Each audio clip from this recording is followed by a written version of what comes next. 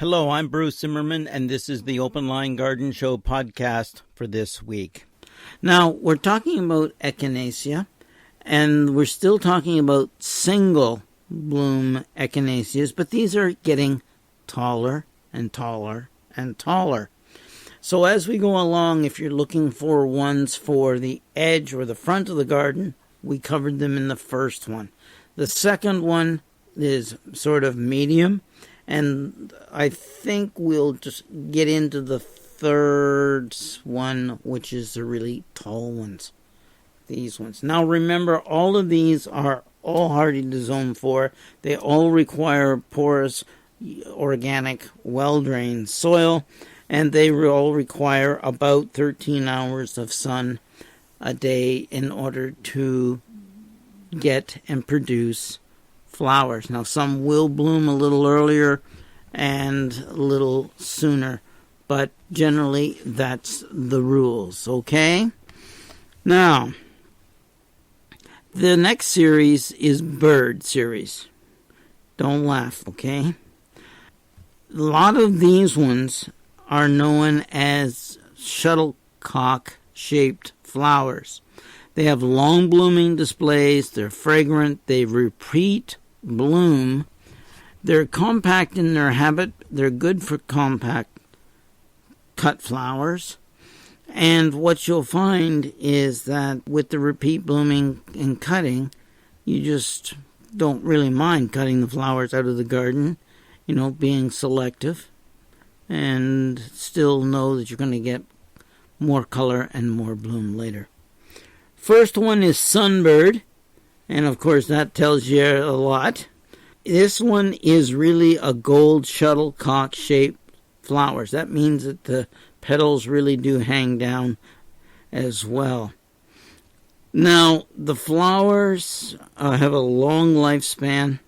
They hold their color right to the end of the bloom cycle, and they repeat bloom too.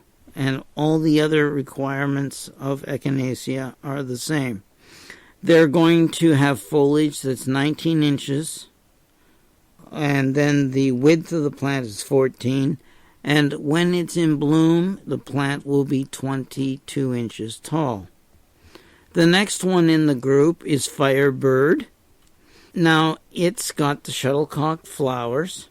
It's compact in its habit, but it's still going to be tall. Tracks the butterflies in the summertime really well. Seed hunting birds are going to really like this one in the fall. This one produces a fair amount of seed, so you should be aware of that. Let the birds eat it, right? And it's got all the same features, except, of course, that it's red. Now, it's not a dark red, it's a medium red. The foliage is 18 inches tall, the width is 22, and when it's in bloom, it's 25 inches tall. One of the most highly rated of the yellows is Echinacea mac and cheese. Now, it's got golden yellow blooms that are non-fading. The blooms are up to 4.5 inches across. They're very warm in their look, okay? The stems are upright, and when it's in bloom, it's going to be 26 inches tall. It's got one of the highest rated Echinaceas there is. So you may want to put this one in your garden just for the fact that it is there. The buttons in the middle, of course, have the yellow. This one really goes well against some of the red ones, of course, okay? And I think you'll like that one. Now, then there is now cheesier, okay? Can you get any cheesier than that? It is a deep golden yellow Echinacea. It looks more like melted cheddar cheese in the color. It is slightly fading in heat over the bloom time. So it blooms all summer, but the flower itself will, as it's finishing, sort of fade a little bit. It's well branched. It's good in the garden and as a cut flower. It's going to be 15 inches of foliage, 26 inches across, and 22 inches high when it's in bloom. I think that one's kind of cool. Let's go into the more normal colored ones. Let's go to Mamma Mia. It's still in the bird series, believe it or not, but this one is one of the top 10 perennials in a lot of trials. When they put this one in, it usually really shines. It has large red-orange flowers. It has a big habit and long blooming time. Its color is more of an orange to coral to pink. It does well in mass in a border or in a mixed border and as a cut flower.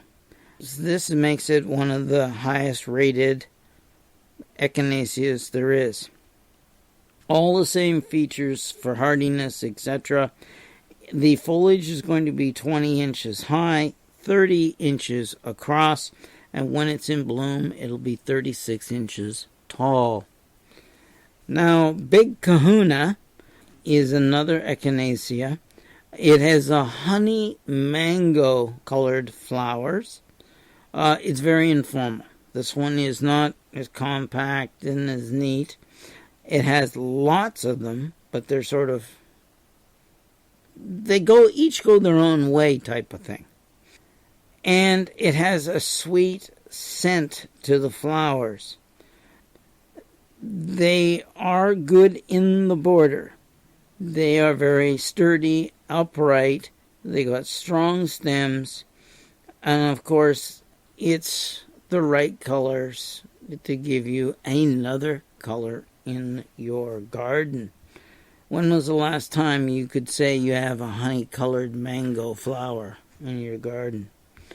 All the same hardiness issues, etc., with zone 4, full sun, hummingbirds, butterflies, of course fragrant, good for cut flowers, deer resistance, and of course, once established, a little bit of drought resistance as well.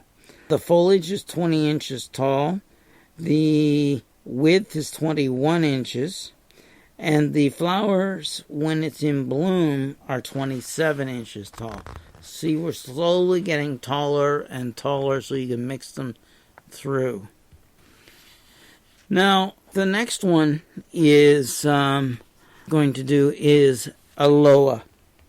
Now, Aloha is an interesting one. It is a paler yellow, creamier, with, of course, the orange button in the center. The petals are held very level.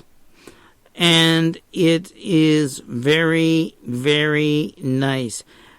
They're wide, the flowers.